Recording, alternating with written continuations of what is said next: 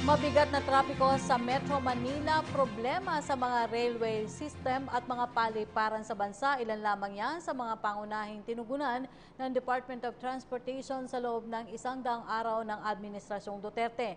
Ngunit ano-ano nga ba ang mga problema sa sektor ng transportasyon ang nasolusyonan ng pamahalaan sa loob ng 100 araw? Alamin natin sa report namin kasamang si George Bandola. Iniulat ng Department of Transportation ang mga nagawa nito sa unang 100 araw ng administrasyon.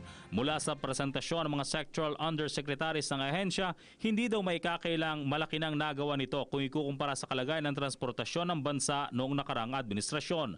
Pero paglilinaw ni Secretary Arthur Tugade, ang ilan sa mga serbisyo ay nasimulan na noon, tinapos lamang nila o kaya ay pinagandang serbisyo o kaya ay binago ang ilang sistema.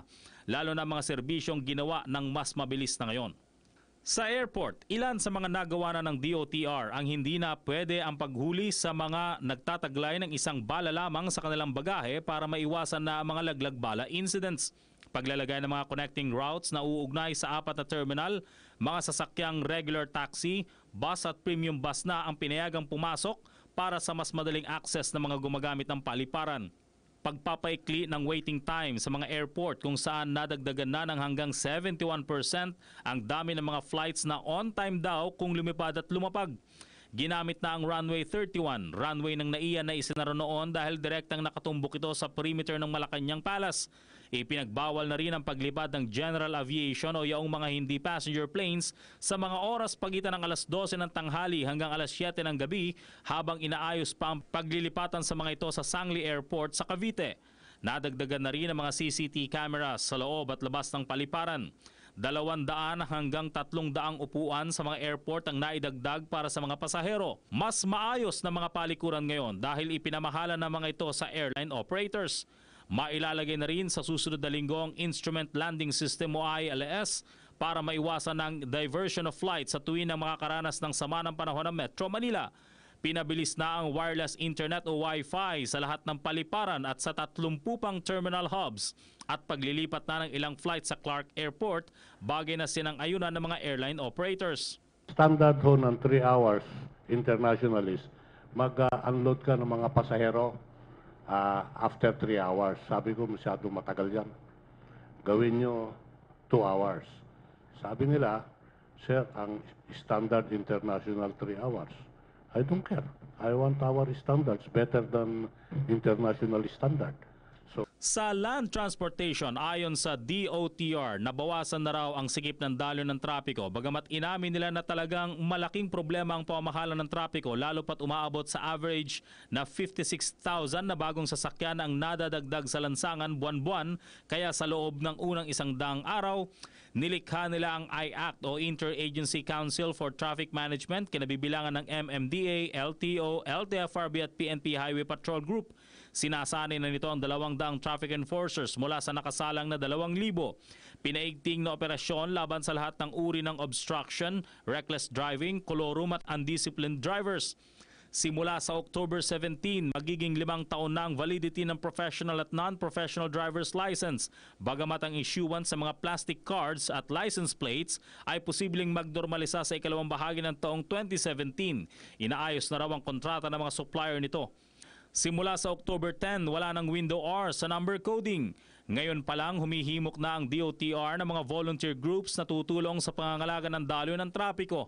Pag-iisa ng ticketing system sa Metro Manila at pagsususpinde ng pag-i-issue ng mga prangkisa ng pampaserong sasakyan, lalo na mga ride-sharing utilities dahil sa dami na ng sasakyan sa lansangan. Meron pong mga lugar na kung saan na-i-improve naman.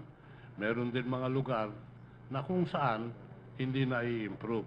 Meron din mga araw sa isang lugar pwedeng gumanda, pero sa isang lugar, sa parehong lugar, ibang araw, sumama naman.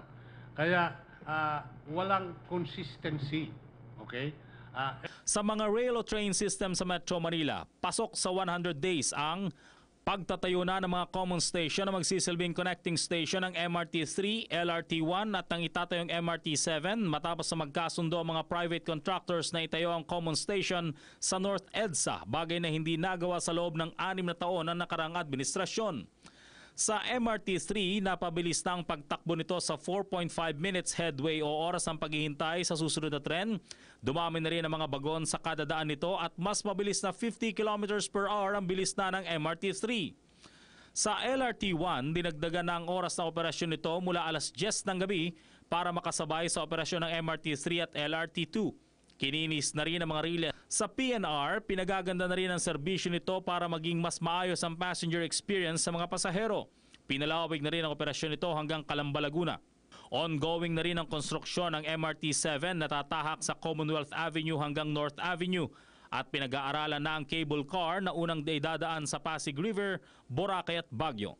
Sa maritime transport, pinabilis na ang proseso ng mga aplikasyon at marina-related services sa 3 araw lamang. Pinaigting ang anti-colorum campaign laban sa mga flyby na pampasaherong bangka. Pinaigting na kampanya laban sa mga fixers sa mga port terminals. Modernisasyon ng mga seaport sa Iloilo, Jensan, Cagayan de Oro at Zamboanga. Pinagaganda na rin ang mga passenger terminals. Inisip at inakala namin na ang mga ibang problema ay very difficult. Pero nung mga nakarang mga araw na kung saan nakikita na namin yung problema, nakakabasa kami ng dokumento at nakikita namin yung lalim at lawak ng mga issues, nakita namin yung mga inaakala naming difficult became extremely difficult. Umaasa ang Transportation Department na tutulong at makikisa ang publiko para mapanatiling maayos sa mga transport services ng pamahalaan habang sinisikap ding iangat ang kalagayan ng mga ito sa mga susunod na araw. Para sa PTV News, George Bandola.